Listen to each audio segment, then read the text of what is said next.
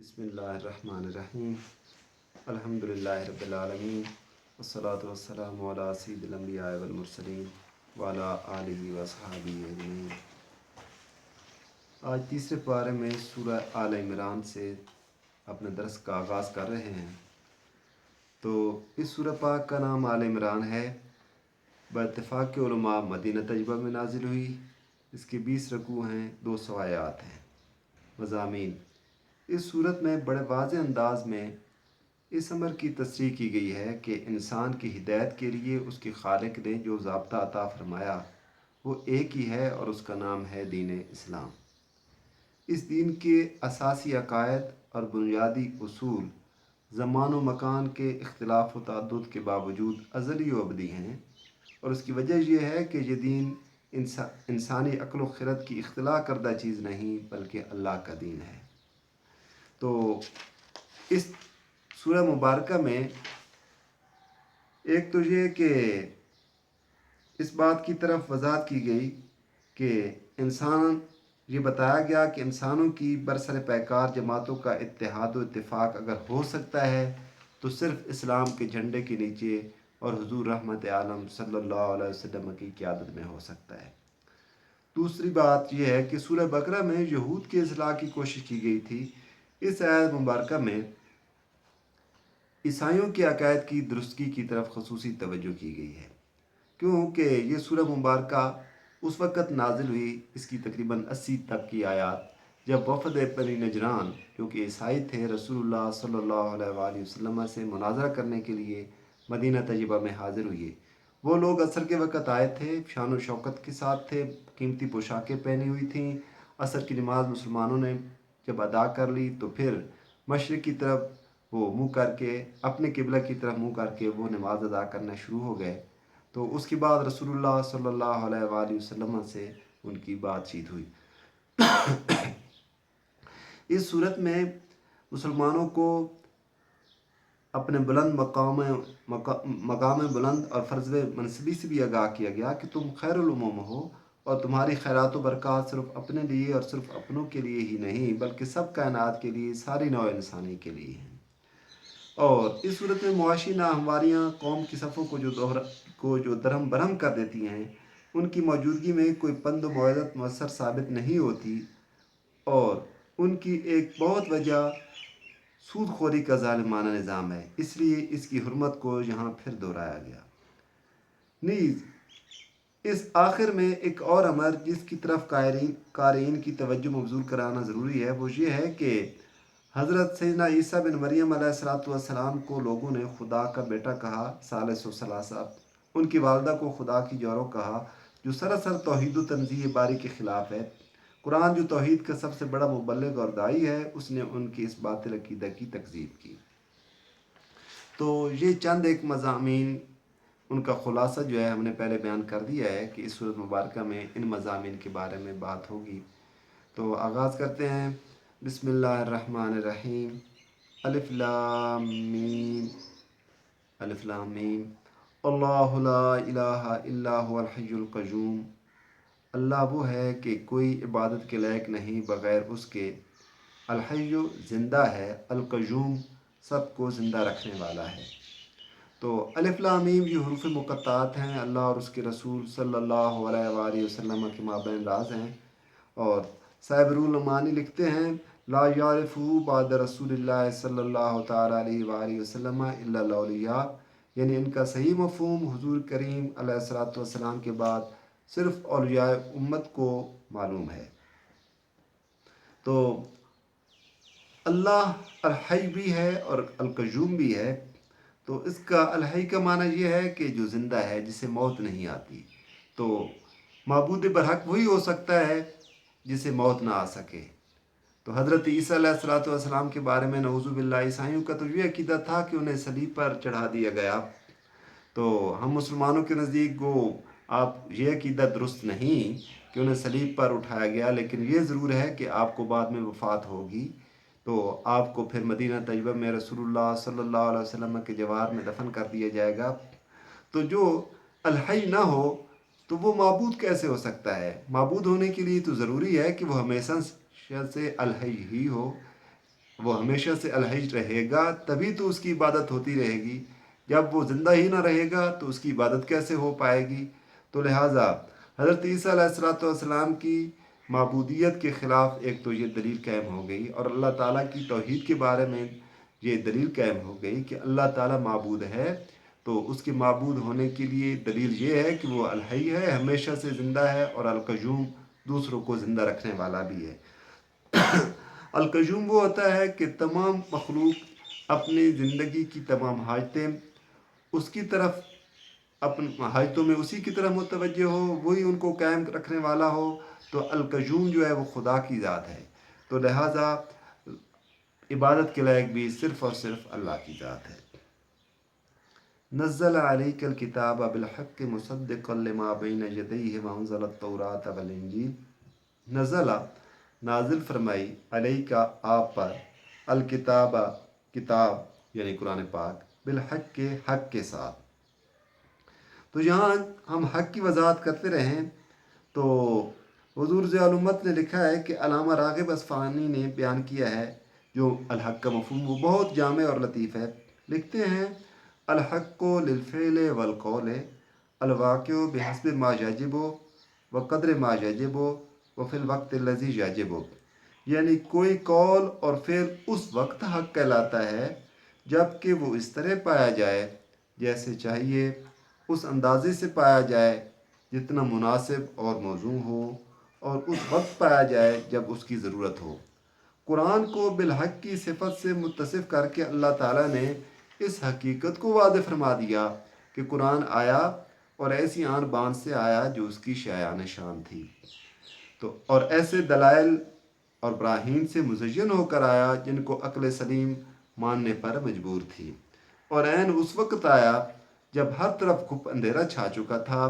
اور انسانیت کا کارواں دشت حیرت و دلالت میں بھٹک رہا تھا، اور اس وقت کے تقاضوں کو پورا کرنے کے لیے آیا جب عقل انسانی اپنی طفولیت کی سرحد عبور کر کے فکر و نظر کی وادی میں قدم رکھ چکی تھی، اور انسان کے حواس کو مروب کرنے والے معجزات سے کہیں زیادہ عقل و خرد کو مطمئن کرنے والی آیات بینات کی ضرورت تھی۔ سبحان اللہ، کیا اعجاز ہے، بالحق کے ایک لفظ میں معنی کا سمندر بند کر کے رکھ دیا گیا۔ تو نزل علیک الکتاب بالحق، نازل فرمائی اس اللہ نے آپ پر یہ کتاب حق کے ساتھ، مصدقاً جو تصدیق کرنے والی ہے، لما بین یدیہ ہے ان کتابوں کی جو اس سے پہلے اتری ہیں، وانزل التوراۃ والانجیل اور اسی نے اتارا اللہ نے التوراۃ تورات والانجیل اور انجیل کو۔ تو تورات و انجیل کو نازل کرنے والا بھی خدا ہے، قرآن پاک کو بھی نازل کرنے والا خدا ہے۔ تو رسول اللہ صلی اللہ علیہ وآلہ وسلم کی نبوت کا اعلان کیا گیا اور احساس دلایا گیا کہ تورات کو مانتے ہو، انجیل کو مانتے ہو تو قرآن بھی ماننا پڑے گا، کیونکہ یہ بھی اسی خدا وحدہ لا شریک کا نازل کردہ ہے جس نے تورات و انجیل کو نازل کیا تھا۔ میں قبل ہدی للناس وانزل الفرقان، اس سے پہلے لوگوں کی ہدایت کے لیے، وانزل الفرقان اور اتارا فرقان کو۔ تو فرقان سے کیا مراد ہے؟ لفظ فرقان کا معنی صرف الگ الگ کرنا نہیں جو لفظ فرق کا مفہوم ہے، بلکہ حق اور باطل کو الگ الگ کرنے کو فرقان کہا جاتا ہے۔ یہاں اس لفظ سے کون سی چیز مراد ہے؟ علماء سے متعدد اقوال منقول ہیں، لیکن امام ابن جریر طبری نے کہا ہے کہ ان کے نزدیک بہترین قول یہ ہے الفصل بین الحق والباطل، یعنی حق و باطل میں تمیز کرنے والی قوت کو فرقان کہا جاتا ہے۔ امام راضی کے نزدیک وہ معجزات ہیں، اور بعض متأخرین نے کہا ہے کہ اس سے مراد عقل ہے، کیونکہ اس سے بھی حق اور باطل میں تمیز ہو سکتی ہے۔ پہلی آیت میں توحید کی دلیل تھی، اس میں نبوت محمدی صلی اللہ علیہ وآلہ وسلم کا اس بات ہے، اور روح سخن نجران کے نصارہ کی طرف ہے کہ جب تم تورات و انجیل کو کلام الہی مانتے ہو اور اپنے دلیل ایمان کی دلیل یہ ٹھہراتے ہو کہ جن پر یہ کتب نازل ہوئیں وہ صاحب معجزات تھے جن کے باعث تم ان کی صداقت کو تسلیم کرنے پر مجبور ہو گئے تھے، تو قرآن کو کیوں کلام اللہ یقین نہیں کرتے؟ حالانکہ جس ذات پاک پر یہ کتاب نازل ہوئی ہے اس نے تو وہ معجزات دکھائے ہیں جن کی مثال ہی نہیں۔ ان کفرو، بے شک وہ لوگ جنہوں نے کفر کیا، بآیات اللہ، اللہ کی آیتوں کا، لہم عذاب شدید، ان کے لیے سخت عذاب ہے۔ واللہ عزیز ذو انتقام، اور اللہ تعالیٰ عزیز غالب ہے، ذو انتقام، بدلہ لینے والا ہے۔ اگلی آیت نمبر 5 میں ہے، ان اللہ لا یخفی علیہ شیء فی الارض ولا فی السماء، ان اللہ، بے شک اللہ، لا یخفی، نہیں پوشیدہ رہتی، علیہ، اس پر، شیء، کوئی چیز، فی الارض، زمین میں، ولا فی السماء، اور نہ ہی آسمان میں۔ اگلی آیت نمبر 6 میں ہے، هو الذی یصورکم فی الارحام کیف یشاء، وہی ہے جو تمہاری تصویریں بناتا ہے، فی الارحام میں، رحموں میں، ماؤں کے، کیف یشاء، جس طرح چاہتا ہے۔ کسی کو کالا بنا دیا، کسی کو گورا بنا دیا، کسی کو کوئی صلاحیت عطا کر دی، کسی کو کوئی صلاحیت عطا کر دی گئیں۔ ماؤں کے رحم میں ہی ہوتے ہیں بچے کے، ان کی بارے میں فرشتہ آ کر لکھ دیتا ہے کہ اس کو کتنا رزق دیا جائے گا، اس کی عمر کتنی ہوگی، سعادت مند ہوگا یا شقی ہوگا، سب باتیں وہاں لکھ دی جاتی ہیں۔ تو اللہ کی ذات ہے جو ماؤں کے رحموں میں تصویریں بناتی ہے تمہاری، کیف یشاء، جس طرح چاہتا ہے وہ اللہ کی ذات چاہتی ہے۔ لا الہ الا هو العزیز الحکیم، لا، نہیں، الہ، کوئی معبود، الا، بجز، هو العزیز الحکیم، اس غالب اور حکمت والے کے۔ تو اللہ کی ذات نے لوگوں کو ان کی ماؤں کے رحم میں ان کی تصویریں دیں، ان کو صلاحیت دیں۔ حضرت عیسیٰ علیہ السلام تو خود ماں کے پیٹ سے پیدا ہوئی ہے، تو جو ہستی خود ماں کے پیٹ سے پیدا ہوئی ہے وہ معبود تو نہیں ہو سکتی۔ معبود تو وہ ہے جو ماؤں کے پیٹ میں لوگوں کو تصویریں دے رہا ہے۔ تو اس سے پچھلی آیت میں تھا کہ اللہ سے کوئی چیز مخفی نہیں، تو علم محیط اللہ کی ذات کو ہی حاصل ہے۔ تو حضرت عیسیٰ علیہ السلام کو علوم غیبیہ حاصل تھے، بتاتے تھے کہ کیا کھا کر آئے ہو، کیا گھروں میں چھوڑ کر آئے ہو، لیکن علم محیط وہ صرف اور صرف خدا کی ذات کو ہے، لا یخفی علیہ شیء فی الارض ولا فی السماء، تو لہٰذا معبود صرف اور صرف اللہ کی ذات ہے۔ هو الذی انزل علیک الکتاب منہ آیات محکمات ہن الکتاب واخر متشابہات، هو الذی، وہی ہے جس نے، انزلہ، نازل فرمائی، علیکہ، آپ پر، الکتاب، کتاب کو، منہ، اس کی کچھ، آیات محکمات، آیتیں محکم ہیں، ہن الکتاب، وہی کتاب کی اصل ہیں۔ محکم آیات جن کے الفاظ کا ترجمہ بھی ہم کر سکتے ہیں، مفہوم بھی صحیح طور پر سمجھ سکتے ہیں، یہ اصل کتاب ہیں۔ تو دیگر معنی کو سمجھنے کے لیے بھی انہی آیات کی طرف رجوع کیا جائے گا، یہی دین کا اصل ماخذ اور منبع ہے۔ وَأُخَرُ مُتَشَابِهَاتٌ، اور دوسری آیتیں متشابہ ہیں۔ تو المتشابہ اسے کہتے ہیں۔ تو محکم کی تعریف امام راغب نے یہ کی ہے کہ فالمحکم ما لا یارد فیہ شبہۃ من حیث اللفظ ولا من حیث المعنی، محکم آیت وہ ہے جس کا مفہوم واضح اور بین ہو، اس کی لفظ یا معنی کے اعتبار سے اس پر کسی قسم کا شبہ وارد نہ ہو سکتا ہو۔ اور المتشابہ ما اشکل تفسیرہ اما من حیث اللفظ و من حیث المعنی، یعنی جس کا معنی اور تفسیر کسی لفظی یا معنوی پیچیدگی کی وجہ سے مشکل ہو۔ ارشاد ہوتا ہے کہ قرآن کی بعض آیات بالکل واضح اور ہر شک و شبہ سے بالا تر ہیں، یہی ساری کتاب کی اصل اور مرجع ہیں، اور بعض آیتیں ایسی ہیں جن کا مفہوم واضح نہیں ہوتا اور ان میں مختلف تعویلات کی گنجائش ہوتی ہے۔ جن کے دل حق سے منحرف ہوتے ہیں وہ دوسرے سادہ لو مسلمانوں کے سامنے آیات متشابہات کی ایسی تعویلیں کرتے ہیں جو محکم آیات کے منافی ہوتی ہیں، اور اس طرح ان کے دلوں میں قرآن و اسلام کے متعلق طرح طرح کے شکوک اور وسوسے پیدا کر کے انہیں اپنے دین سے بدظن کرنے کی کوشش کرتے ہیں۔ حالانکہ چاہیے تو یہ تھا کہ متشابہات کی تعویل کرتے وقت محکم آیات کی پیروی کی جاتی اور ان کی روشنی میں ان کا مفہوم بتایا جاتا، لیکن کیونکہ نیت فاسد ہوتی ہے اس لیے وہ راستہ کو چھوڑ کر پیچ در پیچ راہ اختیار کرتے ہیں۔ فَأَمَّا الَّذِينَ فِي قُلُوبِهِمْ زَيْغٌ، پس وہ لوگ جن کے دلوں میں کجی ہے، فَيَتَّبِعُونَ، سو وہ پیروی کرتے ہیں، مَا تَشَابَهَ مِنْهُ، ان آیات کی جو متشابہ ہیں قرآن میں سے، ابتغاء الفتنۃ، ان کا مقصد فتنہ انگیزی ہے، وابتغاء تاویل، اور معنی کی تلاش ہے، یعنی غلط معنی کی تلاش ہے۔ وما یعلم تاویلہ الا اللہ، اور نہیں جانتا اس کے صحیح معنی کو الا اللہ، بغیر اللہ کے۔ والراسخون فی العلم یقولون آمنا بہ، والراسخون فی العلم، اور پختہ علم والے، یقولون کہتے ہیں، آمنا بہ، ہم ایمان لائے ساتھ اس کے، کل من عند ربنا، سب ہمارے رب کے پاس سے ہے، وما یذکر الا اولو الالباب، اور نہیں نصیحت قبول کرتے مگر عقل مند۔ تو یہاں اس آیت مبارکہ میں بعض علماء نے الراسخون کا عطف اللہ پر کیا ہے، وما یعلم تاویلہ الا اللہ والراسخون فی العلم، وما یعلم، نہیں جانتے اس کی تعویل کو، الا اللہ والراسخون فی العلم، سوائے اللہ کے اور راسخون فی العلم کے۔ ٹھیک ہے، تو پھر مفہوم یہ ہوگا کہ اس قول کے مطابق معنی یہ ہوگا کہ متشابہات کی حقیقی غرض اللہ تعالیٰ اور علماء راسخین کے علاوہ کوئی نہیں جانتا، تو لہٰذا ان معنی کو سمجھنے کے لیے علماء راسخین کی پیروی کرنی چاہیے، ان کی تقلید کرنی چاہیے، تاکہ صحیح مفہوم جو ہے وہ واضح ہو سکے۔ لیکن دوسرے علماء نے الا اللہ پر وقف کیا ہے اور الراسخون کو مستقل جملہ قرار دیا ہے۔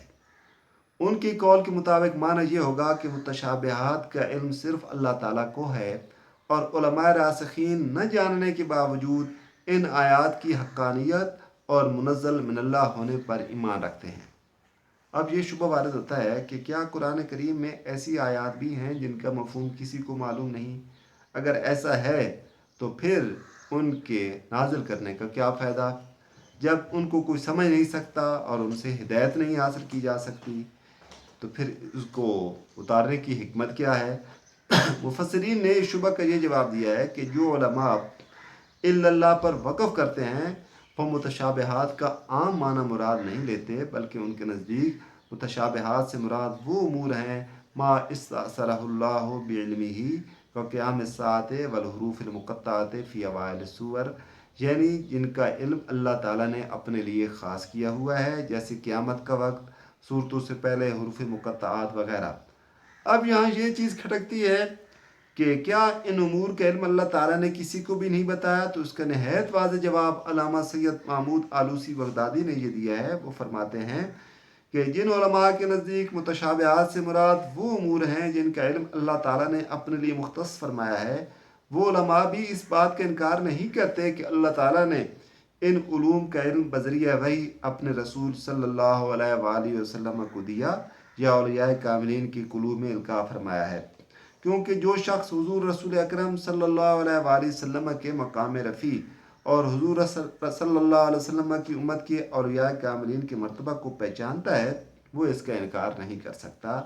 نفی علم محیط کی ہے، اور اس علم کی جو انسان اپنی عقل و فکر سے حاصل کرتا ہے، نہ اس علم کی جو اللہ نے اپنے نبی کو بذریعہ وحی یا کسی ولی کو بذریعہ الہام عطا فرماتا ہے۔ جیسے قرآن آیات میں علم غیب کی مخلوق خدا سے نفی ہے، لیکن علم غیب کو بذریعہ وحی اس کی جو ہے وہ نفی نہیں ہے، بذریعہ وحی اللہ تعالیٰ نے اپنے رسولوں کو علم جو ہے وہ عطا فرمایا ہے۔ تو اسی طریقے سے یہاں جو ہے اگر نفی کی گئی ہے تو علم محیط کی نفی ہے، اور اس علم کی نفی ہے جو بغیر ذریعہ وحی کے جو ہے جس کا دعویٰ کیا جائے، تو لہٰذا یہ نہیں کہا جا سکتا کہ رسول اللہ صلی اللہ علیہ وسلم کو اور راسخین فی العلم کو اس کا علم نہیں ہے۔ اگلی آیت مبارک 8 میں، ربنا، اے ہمارے رب، لا تزغ قلوبنا، نہ ٹیڑھے کر ہمارے دل، بعد اذ ہدیتنا، اس کے بعد کہ تو نے ہمیں ہدایت دی، وہب لنا من لدنک رحمہ، اور عطا فرما ہمیں اپنے پاس سے رحمت، انک انت الوہاب، بے شک تو ہی سب کچھ بہت زیادہ دینے والا ہے۔ اور اگلی آیت مبارکہ میں، ربنا انک جامع الناس لیوم لا ریب فیہ، اے ہمارے پروردگار، انک، بے شک تو، جامع الناس، جمع کرنے والا ہے سب لوگوں کو، لیوم لا ریب فیہ، اس دن کے لیے کہ نہیں کوئی شبہ جس کے آنے میں، ان اللہ لا یخلف المیعاد، بے شک اللہ تعالیٰ